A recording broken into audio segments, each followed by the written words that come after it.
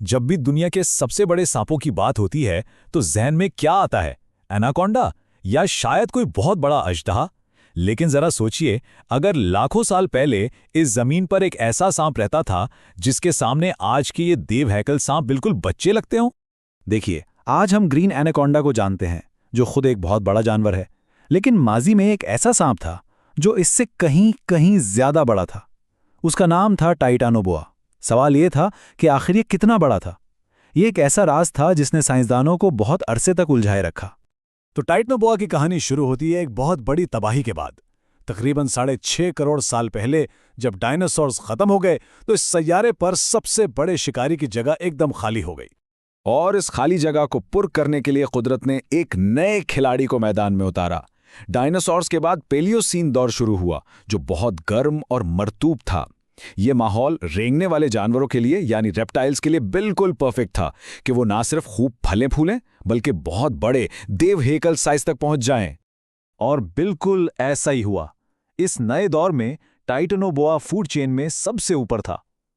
लाखों सालों तक इस सैयारे का सबसे खतरनाक शिकारी एक सांप था। लेकिन ये सब बातें हमें मालूम कैसे हुईं? इसका जवाब हमें मिला 2009 में कोलंबिया की एक बहुत बड़ी कोयले की कान सिरिजॉन फॉर्मेशन में। साइंसदानों को आखिरकार वो सबूत मिल गए जिनकी उन्हें तलाश थी। जब वहां फॉसिल्स मिले तो वो इतने बड़े थे कि रिसर्चर्स ने पहले सोचा कि ये किसी बहुत बड़े मगरमच्छ के हैं, लेकिन वो गलत थे, बहुत ज्यादा गलत।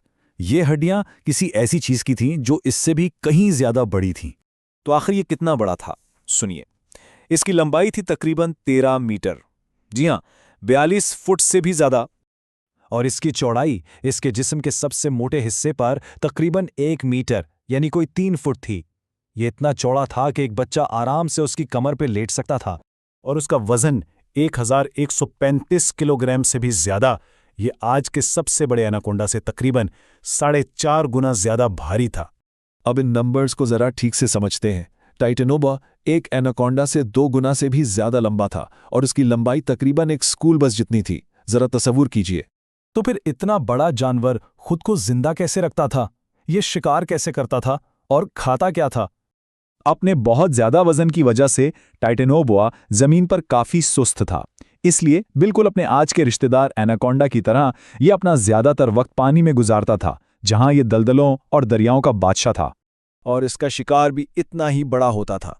ये इस दौर के दूसरे बड़े जानवरों को खाता था, जैसे कि बड़ी मछलियां और यहां तक कि वो बड़े बड़े मगरमच्छ भी जिनके साथ ये रहता था।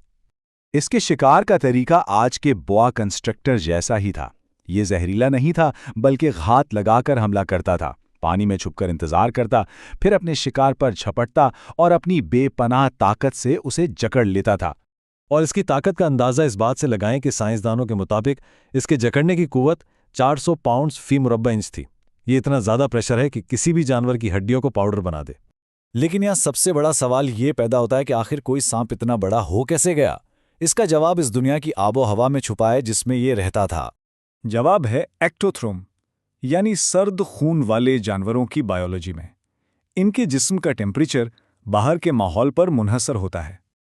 और इन जानवरों के लिए एक सीधा सा उसूल है, माहौल जितना गर्म होगा उनका मेटाबॉलिज्म उतना ही तेज होगा और वो उतने ही बड़े हो सकेंगे। और टाइटानोबोआ की दुनिया बहुत गर्म थी।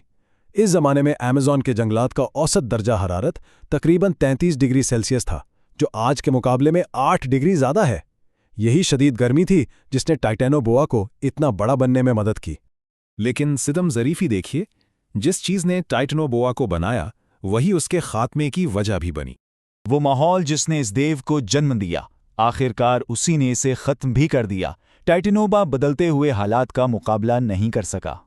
लाखों सालों में हमारी ज़मीन आहिस्ता आहिस्ता ठंडी होने लगी और गिरते हुए दर्जा हरारत का मतलब था कि माहौल अब इतने बड़े सर्द खून वाले जानवर को सपोर्ट नहीं कर सकता था। उसकी सबसे बड़ी ताकत ही उसकी सबसे बड़ी कमजोरी बन गई और ये देव हमेशा के लिए ख़त्म हो गया। लेकिन क्या कहानी यहाँ ख़त्म हो गई? कुछ साइंसदान एक बहुत ही चौंका देने वाला ख्याल पेश करते हैं। वो कहते हैं कि आजकल जैसे ग्लोबल वार्मिंग की वजह से ज़मीन का दर्जा हरारत बढ़ रहा है, तो शायद वही हालात वापस आ रहे हों जो टाइटानोबोआ के लिए बेहतरीन थे। और ये हमें एक बहुत ही अहम सवाल पर छोड़ जाता है, क्या हमारे सैयारे की ये तब्दीली एक बार फिर देकामत जानवरों के दौर का आगाज कर सकती है? इसका जवाब तो सिर्फ वक्त ही देगा।